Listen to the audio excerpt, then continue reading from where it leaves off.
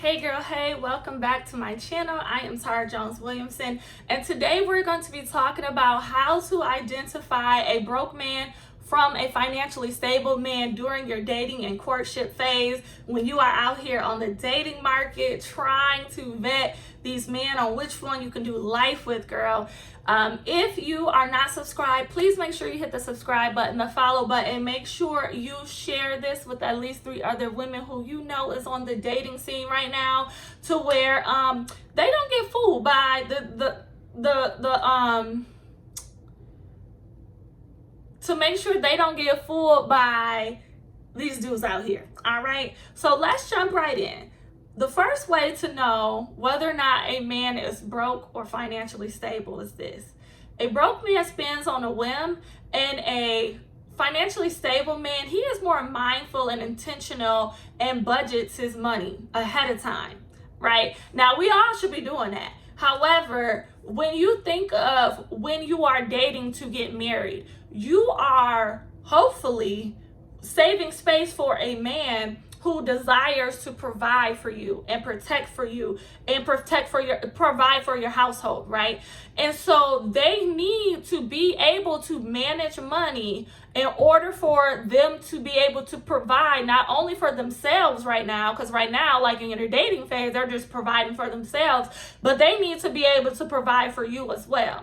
And if they have kids, they need to go from providing for themselves and their children to providing for you and any children that you bring into the relationship, right? If you are planning on blending a family. And so be mindful of how eager or emotional they are and how that translates into how they manage money, right? Again, you are looking for a male provider, a masculine man who's going to provide. And so him being smart with how he manages money during your courtship is not him being tight, is not him being whatever, broke, or whatever the case is. That's actually a good trait. That's actually a good trait, which leads into the next one. Financially stable men are self-disciplined in many areas of their life. If you see a man who's self-disciplined in his spirituality, in his health and fitness, and what he eats, and what days he spends time with his kids versus what day he spends time with you, and what days he works and he don't miss a lot of work, he's not calling off, he's consistent with providing for his children. Like, you just see an overall consistent pattern and self-discipline pattern in his lifestyle. I guarantee you that's how he manages money. For the most part, for any human being, how we do one thing is how we do everything for the most part. And so if you see a man who's constantly emotionally drawn by, like, his actions is based on his emotion for the day or his feelings of the day, or if somebody made him mad, or if his baby mama didn't do this, so he's not gonna do that. You know, if he's petty and childish and undisciplined, and one minute he's on a diet, and then he's not. One minute y'all reading the Bible together, and then he stops reading the Bible. One minute he's always going to church, the next minute he's not. He's mad at God, or he's mad at somebody at the church. Girl, stay far away from him. He is most likely broke and inconsistent, especially with his job, with his kids, with his workout routine.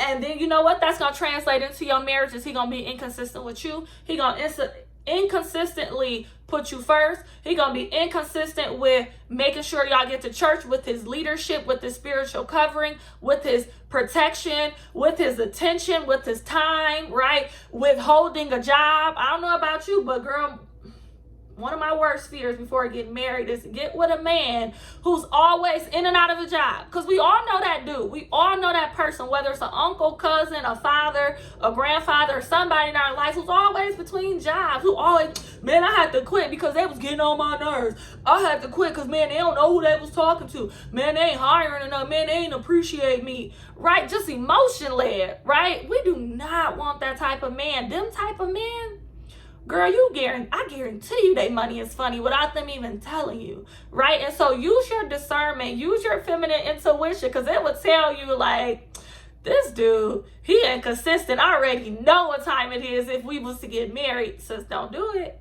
Sis, don't do it, all right? Number 3, he's most likely broke if he's petty and stingy with money. Listen. He's most likely broke if he's petty and stingy with money. And financially stable men include their wants, their needs, their desires, and their investments in their budget each month, right? And this translates to oftentimes a financially stable man will never not have enough money to take care of a last minute need or want for their children. And they'll never kind of put themselves in a situation to where their bank account is on E, to where if you want to go to a last minute play, or if you want to go to the movies, or if you want to try a new opening of a restaurant, they won't have any money because they're thinking forwardly. Okay, I have a job, I have bills. Not my girlfriend, the girl that I'm courting, I have children, I have my mom who's elderly, right? These are the things that's going through his mind that he's thinking about, that he's setting aside money for each and every month, right? You don't have to, he's not going to be a man where he's stingy. He's going to be a man where he's generous and he's thinking ahead about those things that he really enjoys in his life. And so he has money set aside to do these things without breaking the bank. Broke men are emotionally led. They're the kind to drain their bank account and spend to zero and have a point like a week or so to where they don't have any money and can't do anything until they get paid again. That is not the type of man you want to marry, right? Because those are the type of men will have you late on rent, will have you late on bills, will have you late on child care, will have you late on all these different things. Sis, don't do it. Do not do it. Here's another red flag. And I wrote this in my notes. If a man is constantly complaining about his responsibilities of meeting his children's needs, do not marry him.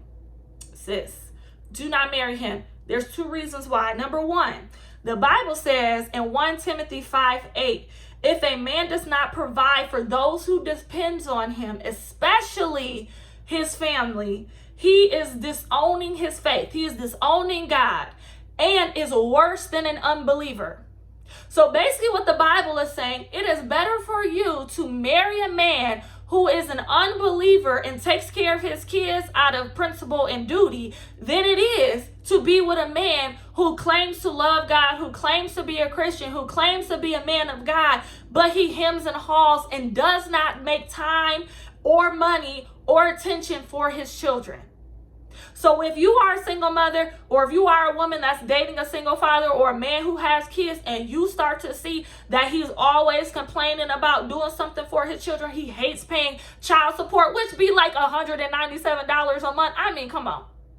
Come on, sir. That should not be breaking the bank. That should not be making you so upset that you have to provide $197 a month to your kids that you created. Red flag. Right?